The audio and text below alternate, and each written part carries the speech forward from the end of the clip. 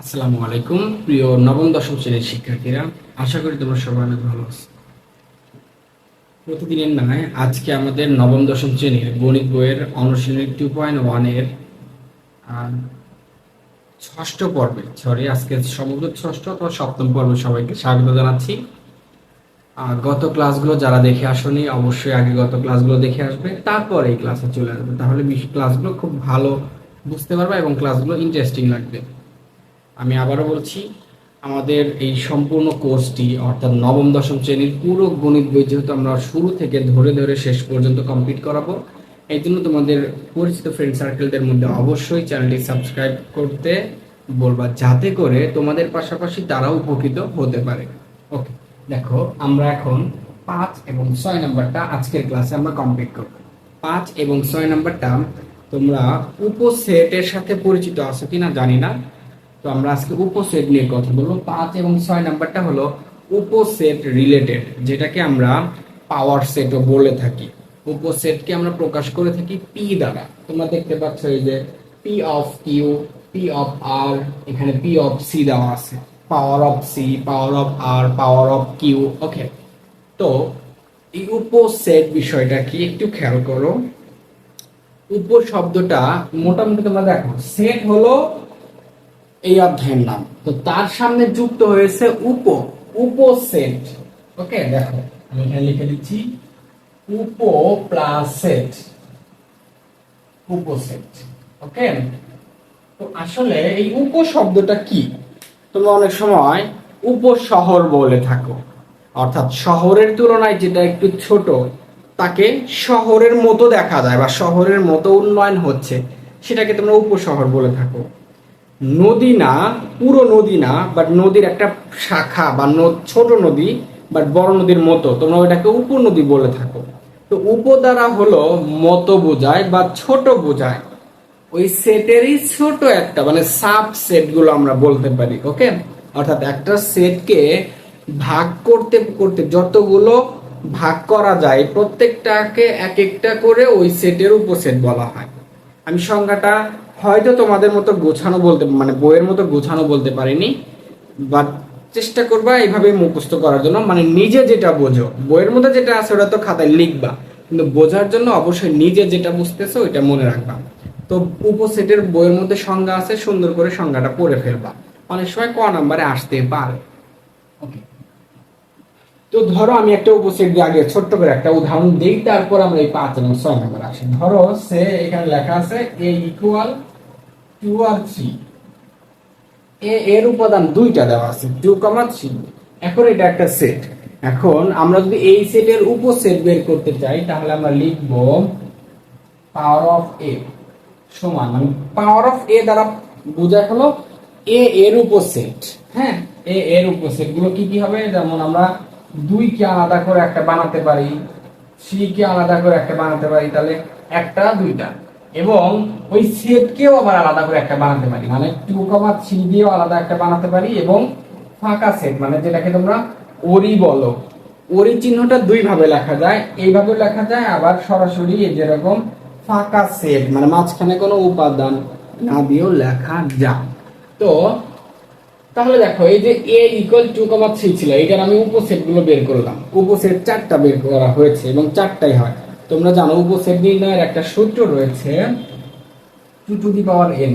এই n হলো ওই সেটের উপাদান সংখ্যা, অর্থাৎ এখানে কয়টা উপাদান আছে, 1 2, তাহলে n এর জায়গায় যদি আমরা 2 বসাই তাহলে দেখো 2 2 করে কত পাচ্ছি, 4 পাচ্ছি, অর্থাৎ এখানে যে সংখ্যাটা পাবো আমাদের উপসেটের সংখ্যাটা তাই হতে হবে। দেখো এই যে 1 2 3 4, না হলে কিন্তু ভাইয়া মিলবে না। তাহলে এখানে আমরা বেশ কিছু জানলাম, বেশ কিছু তথ্য জানলাম। উপসেট কাকে বলে, উপসেট প্রকাশ করা হয় পি দ্বারা, উপসেট নির্ণয়ের সূত্র হলো 2 to the power n। n হলো সেটের উপাদান সংখ্যা, সেটের মধ্যে 2টা থাকলে n এর মান 2, সেটের মধ্যে 3টা মান থাকলে n এর মান 3।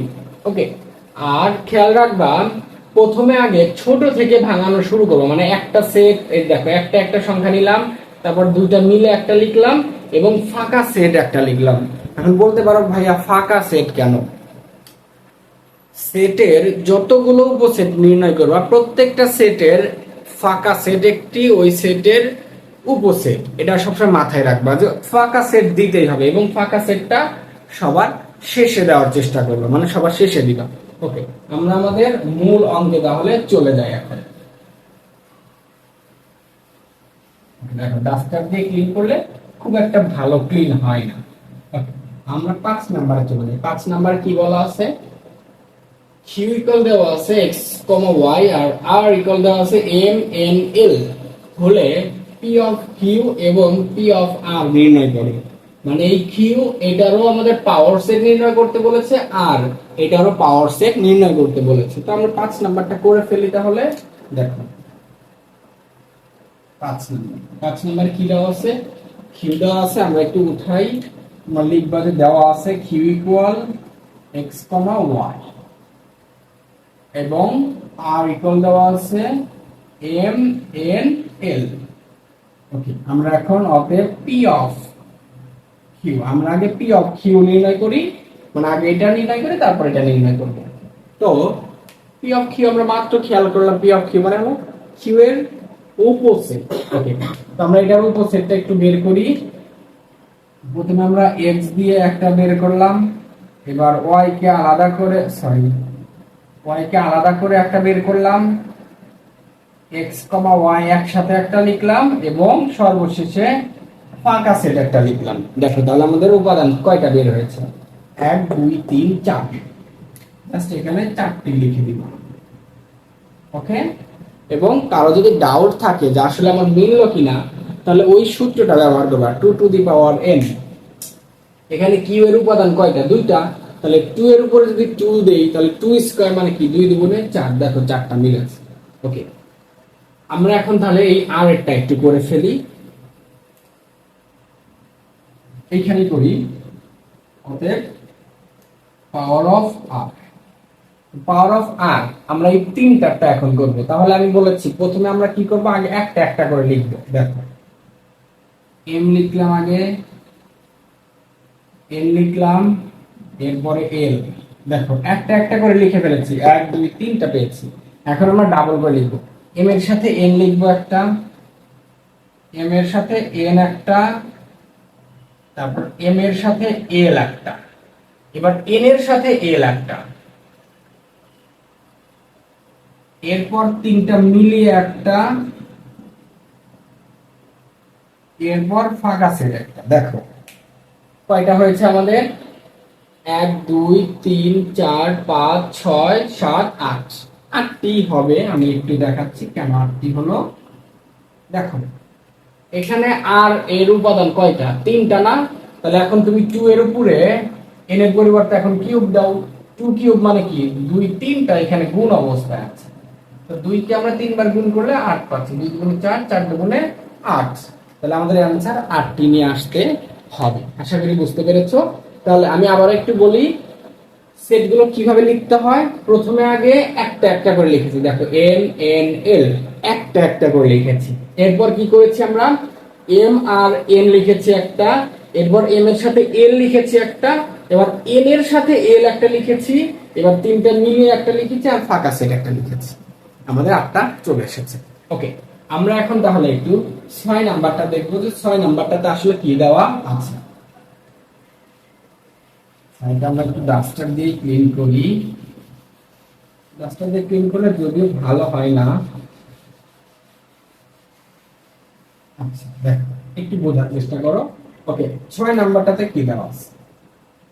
6 নাম্বারে বলা আছে, 6 নাম্বারটা এই পাওয়ার সেট সম্পর্কিত বাট একটু কমপ্লিকেটেড করে দেওয়া আছে, মানে স্টুডেন্টদের জন্য হালকা একটু তোমাদের কাছে পেঁচানো মনে হতে পারে। দেখো এ সমান দেওয়া আছে এ বি, মানে এ একটা সেট, বি একটা সেট। এই দুইটা সেটকে আরো একটা সেটের মধ্যে নিয়েছে, সেই সেটের নাম সি, এবং সি দিয়ে কি বের করতে হবে? এ ইউনিয়ন বি, মানে সি কে এ আর ইউনিয়ন বি বের করে যে অ্যানসারটা পাবো সেটার মান হবে সি। তারপর ওই সি কে আবার পাওয়ার সেট করতে হবে, মানে পি অফ সি বের করতে হবে। অর্থাৎ একটু তোমাদের কাছে পেঁচানো মনে হতে পারে, এই জন্য আমরা এটা একটু করে দেবো। প্রথমে লিখবা দেওয়া আছে, লিখে আমরা এ লিখলাম হলো এ কমা বি, আর বি লিখলাম হলো এ কমা বি কমা সি। এখন এই দুইটা আলাদা সেট দেওয়া ছিল, দেখো এই যে, আর সি সমান দেওয়া আছে এ ইউনিয়ন বি। তাহলে আমরা লিখি সি সমান এ ইউনিয়ন বি। সি সমান এ ইউনিয়ন বি। আমাদের কিন্তু এটা নিয়েই মূল কাজ করতে হবে। তাহলে আমরা এর জায়গায় এর মানটা লিখে ফেলি। এর মান কি ভাইয়া? এ কমা বি, মাঝখানে ইউনিয়ন, বি এর মান হলো এ কমা বি কমা সি। এখন ইউনিয়নের কাজটা কি ভাইয়া? ইউনিয়নের কাজ হলো সাজিয়ে লেখা, মানে সবগুলো মিলে সাজিয়ে লেখা। আমরা একটু লিখি এ কমা B comma C, A B C. এইটাই হবে আমাদের সি এর অ্যান্সার, মানে সি এর মান। এখন এইটা যে আমরা মান পেলাম, এখন এই সি এর পাওয়ার সেট বের করতে বলেছে, মানে সি এর উপসেট। একটু আগে আমরা যেটা করলাম ওই রকম। এখন মানে এই পর্যন্তই শুধু তোমাদের পেঁচানো ছিল। এখন মনে করো যে সরাসরি এগুলো কিচ্ছু দেওয়া নাই, সরাসরি সি ইকুয়াল দেওয়া আছে হলো এ কমা বি কমা সি, এটা দেওয়া আছে। এখন এইটার উপসেট বের করতে হবে। খুব সহজভাবে আমরা এখন কি করবো? আলাদা আলাদা করে উপসেট বের করে ফেলবো। তাহলে আমরা এইখানে লিখে ফেলি। হ্যাঁ, এইখানে লিখে ফেলি।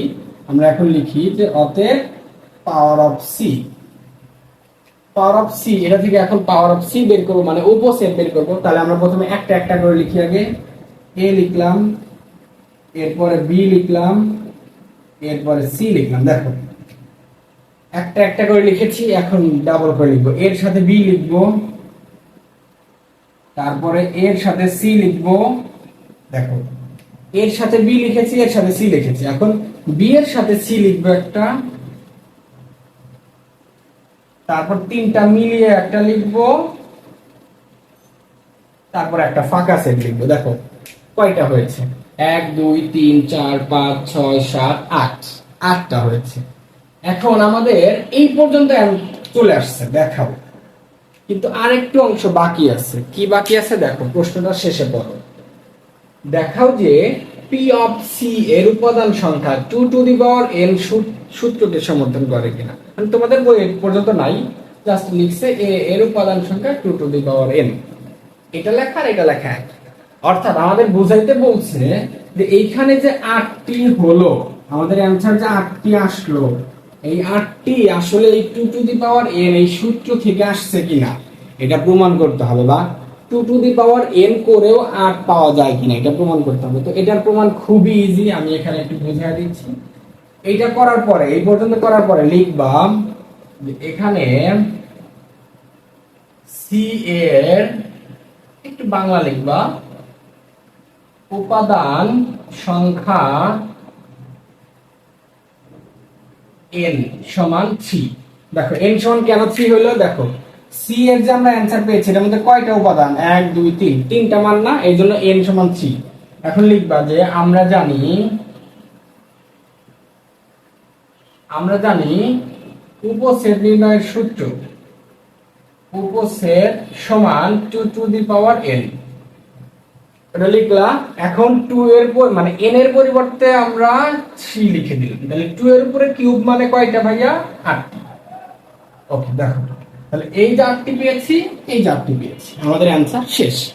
তাহলে শুধু এই পর্যন্ত লেখার পরে প্রথমে আগে এটা লিখবা, তারপর এটা লিখবা, এটা লেখার পর শেষে শুধু একটা লাইন লিখে দিবা, অতএব পাওয়ার অফ সি, মানে এই যে একটু কথা লিখবা, পাওয়ার অফ সি এর উপাদান সংখ্যা 2 টু দি পাওয়ার n সূত্রকে সমর্থন করে বা সূত্রকে মেনে চলে, দিয়ে দাঁড়ি দিয়ে প্রমাণিত।